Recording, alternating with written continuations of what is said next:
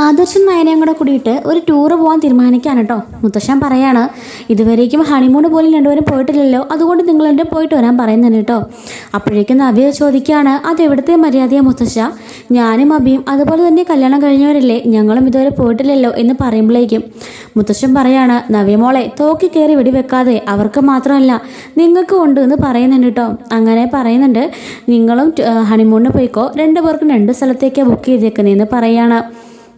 അപ്പോഴേക്കും അബി പറയുന്നു, ഇത് നല്ലൊരു ചാൻസ് ആണല്ലോ, എങ്ങനെയെങ്കിലും ഈ സമയത്ത് അവരെ ഇല്ലാതാക്കണം എന്ന് പ്ലാൻ ചെയ്യുന്നുണ്ട്.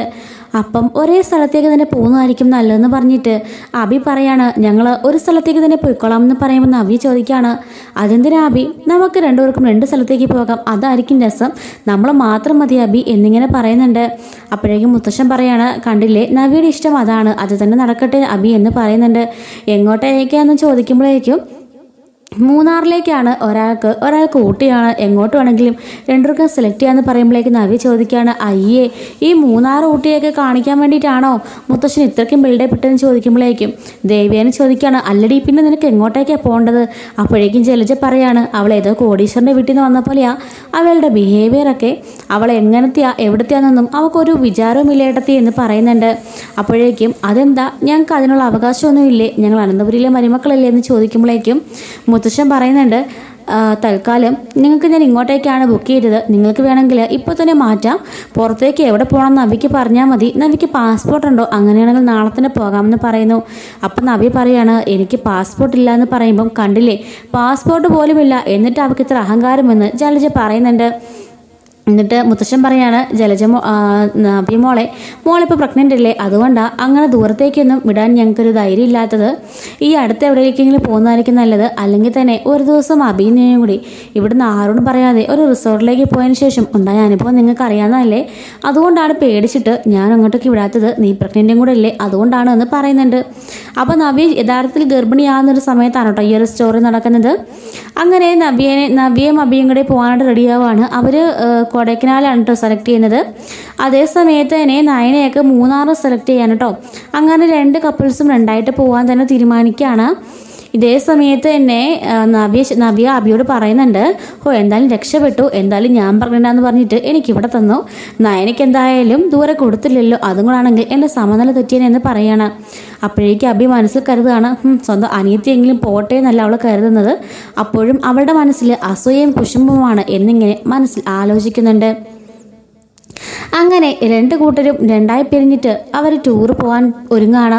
ഈ പോകാനൊരുങ്ങുന്ന സമയത്ത് തന്നെ അബിയോട് ജലജ പറയാണ്, ഇത് പറ്റിയൊരു ചാൻസാണ്, നിന്റെ പെണ്ണുമ്പിള്ളേനെ കളയാനും അതുപോലെ തന്നെ നയനെ കളയാനും പറ്റിയ ചാൻസ് തന്നെയാണ് ഇത്, എങ്ങനെയെങ്കിലും ആ രണ്ടിനെ തീർത്തിരിക്കണം എന്ന് പറയുന്നു. അപ്പോഴേക്കും അബി പറയാണ്, അതിനൊക്കെ പക്ക പ്ലാനിങ് എൻ്റെ ഉണ്ടമ്മേ. അപ്പോഴേക്കും ജലജ പറയാണ്, പണ്ടത്തെ പോലെ നിന്റെ കൂട്ടുകാരെയും കൊണ്ട് പോയിട്ട് എന്തെങ്കിലും ചെയ്യാനാണെങ്കിൽ അതൊന്നും വേണ്ട, അവന്മാരെ കൊണ്ടൊന്നും കാശിന് കൊള്ളുകയില്ല എന്ന് പറയുന്നുണ്ട്. ഇതൊക്കെ അമ്മ കണ്ടു, ഇതൊന്നും അല്ല, എനിക്ക് വേറെയുമുണ്ട് ബന്ധങ്ങൾ എന്നൊക്കെ പറഞ്ഞിട്ട് അബി അമ്മയോട് പറഞ്ഞിട്ട് പോകുന്നുണ്ട് കേട്ടോ.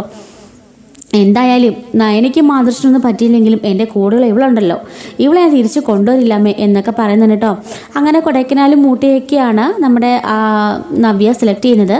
അപ്പോൾ അവിടെ ചെന്നിട്ട് സൂയിസൈഡ് പോയിന്റിൽ ചെന്നിട്ട് എങ്ങനെയെങ്കിലും നവ്യനെ തള്ളിയിടണം എന്നൊരു ആലോചനയിലാണ് കേട്ടോ അബി.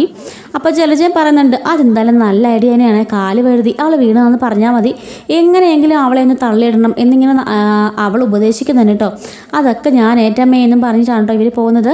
അങ്ങനെ നവ്യയും ആദർശവും കൂടിയിട്ട് അവർ മൂന്നാറിന് പോവാണ്, കാറിനാട്ടോ പോകുന്നത്. അപ്പോഴേക്കും നയന പറയാണ്, എന്തായാലും മുത്തച്ഛൻ്റെ തീരുമാനം നല്ല രസമായിരുന്നല്ലേ, കുറച്ച് ദിവസം മാറി നിൽക്കണമെന്ന് ഞാനും ആഗ്രഹിക്കായിരുന്നു, ആ വീടിനകത്തുനിന്ന് വീർപ്പ് മുട്ടുമായിരുന്നു ഞാനെന്ന് പറയുന്നു.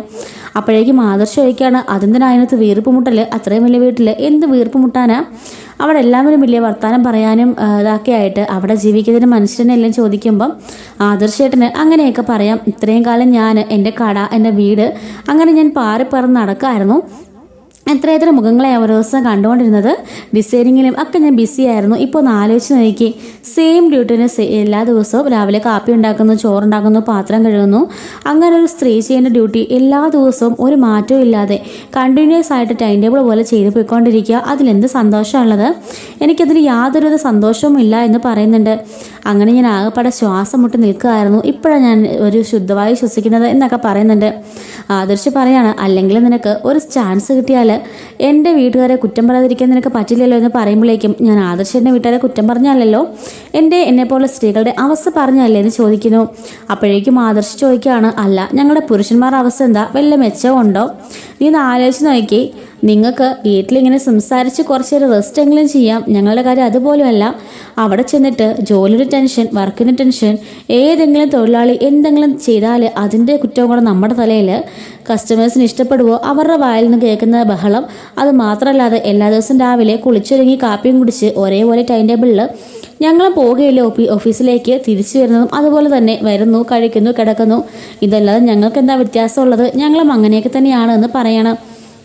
അപ്പോഴേക്കും നയന പറയാണ്, അതുകൊണ്ടാണ് ഞാൻ പറഞ്ഞത് ഇങ്ങനെയുള്ള യാത്രകളൊക്കെ നമ്മുടെ മനസ്സിന് ഒരുപാട് ഫീൽ ചെയ്യിപ്പിക്കാനും ഒരുപാട് എനർജറ്റിക് ആക്കാനും സഹായിക്കുമെന്നൊക്കെ പറയുന്നുണ്ട്. അങ്ങനെ ആദർശ നയനയും കൂടി മൂന്നാറിൽ റീച്ച് ചെയ്യുന്നുണ്ട്. മുത്തശ്ശൻ അവിടെ എല്ലാം സെറ്റപ്പ് ആക്കിയിട്ടുണ്ട് കേട്ടോ. മൂന്നാറിൽ ചെന്നിട്ട് മുത്തശ്ശൻ പറഞ്ഞ ഹോട്ടലിലേക്ക് ഇവർ പോവാണ്. അപ്പോൾ തന്നെ അവർ റിസീവ് ചെയ്യാൻ അവിടെ ആൾക്കാർ നിൽപ്പുണ്ടായിരിക്കും. അവർ വന്നുകൊണ്ട് റിസീവ് ചെയ്തിട്ട് മൂർത്തി സാറിൻ്റെ കൊച്ചുമകനല്ലേ എന്ന് പറയുമ്പം അതേന്ന് പറയാണ്. അദ്ദേഹം എല്ലാം ബുക്ക് ചെയ്തിട്ടുണ്ട്, നിങ്ങൾക്ക് ഇവിടെ സ്റ്റേ ചെയ്യാമെന്ന് പറയുമ്പം നയനെ വിളിച്ചുകൊണ്ട് ആദർശ അകത്തേക്ക് പോകുന്നുണ്ട്. അങ്ങനെ വലിയൊരു കൊട്ടാരം പോലുള്ള ഹോട്ടലിലേക്കാണ് കേട്ടോ ആദർശ് കൊണ്ടുപോകുന്നത്. എന്ത് വലിയ ഹോട്ടലല്ല ആദർശ് ചേട്ടാ, ഇതുവരെ ഞാൻ ഇങ്ങനത്തെ ഹോട്ടലുകൾ കയറിയിട്ട് പോലും ഇല്ല എന്ന് പറയുന്നുണ്ട്. നീ മനുഷ്യനെ നാണം കടത്താതെ ഇങ്ങോട്ടേക്ക് വാ എന്നും പറഞ്ഞിട്ട് ആദർശ് കീ മേടിച്ചുകൊണ്ട് അവരുടെ റൂമിലേക്ക് പോവാണ്. ഇന്നിപ്പോൾ രാത്രിയല്ലേ, ഇന്നിപ്പോൾ കറങ്ങാനൊന്നും പോകാൻ പറ്റില്ല, എന്തായാലും നമുക്കൊന്ന് കുളിച്ച് ഫ്രഷായിട്ട് ഫുഡ് വരും, കിടന്നിട്ട് കഴിച്ചിട്ട് കിടന്ന് ഉറങ്ങാമെന്ന് പറയുമ്പം ശരിയെന്ന് നയനയും പറയുന്നുണ്ട് കേട്ടോ.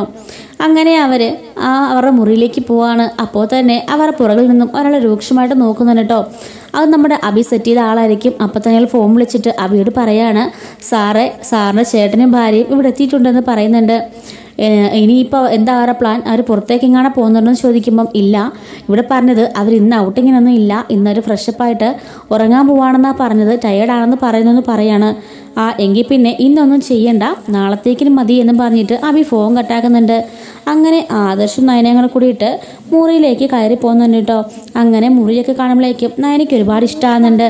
അവിടെ ഇങ്ങനെ ആ താറാവിൻ്റെയൊക്കെ ബെഡ്ഷീറ്റ് കൊണ്ട് ഇങ്ങനെ ഒരു ലവ് ചിഹ്നമൊക്കെ ഉണ്ടാക്കി വെച്ചിട്ടുണ്ടോ, അതൊക്കെ കാണുമ്പോഴേക്കും അവർക്ക് ഒരുപാട് സന്തോഷമാകുന്നുണ്ട്. അങ്ങനെ നയനെ പറയണേ ഞാൻ കുളിച്ചിട്ട് വരാമെന്ന് പറഞ്ഞിട്ട് നയനെ പോയി കുളിക്കുന്നുണ്ട് കേട്ടോ. നയനെ കുളിച്ചിട്ട് വളരെ സൂപ്പറായിട്ടുള്ള സാരിയെ കൊടുത്തിട്ട് ഇറങ്ങി വരുന്ന കാണുമ്പം ആദർശിനെ കണ്ണുനട്ട് നോക്കിയിരിക്കുകയാണ്. എന്താ ആദർശേട്ടാ ഈ സാരി കൊള്ളാവോ എന്ന് ചോദിക്കുമ്പം അടിപൊളിയായിട്ടുണ്ട് എന്ന് പറയുന്നുണ്ട്. ഇനി ആദർശമായിട്ടും പോയി കുളിച്ചിട്ട് വാ, നല്ല തണുപ്പുണ്ട്, പക്ഷെ ഹീറ്ററിൽ ചൂടുവെള്ളം ഉണ്ട്, അതുകൊണ്ട് സുഖമായിട്ട് കുളിക്കാൻ പറ്റിയെന്ന് പറയുന്നുണ്ട്. അങ്ങനെ ആദർശം പോയിട്ട് കുളിച്ചിട്ടൊക്കെ വരുന്നുണ്ട് കേട്ടോ. അങ്ങനെ ഈ താറാവിനെ ഇന്നിപ്പോൾ കിടക്കുമ്പോൾ നശിപ്പിച്ച് കളയണമല്ലോ എന്ന് പറയുമ്പം എന്തിനാണ് നശിപ്പിക്കുന്നത്, ഇതിങ്ങനെ എടുത്തങ്ങ് മാറ്റി വെച്ചാൽ മതി എന്ന് പറയാണ്. എങ്കിലും ഇത് നല്ല രസമുണ്ടല്ലേ കാണാനെന്നൊക്കെ പറയുന്നുണ്ട് കേട്ടോ.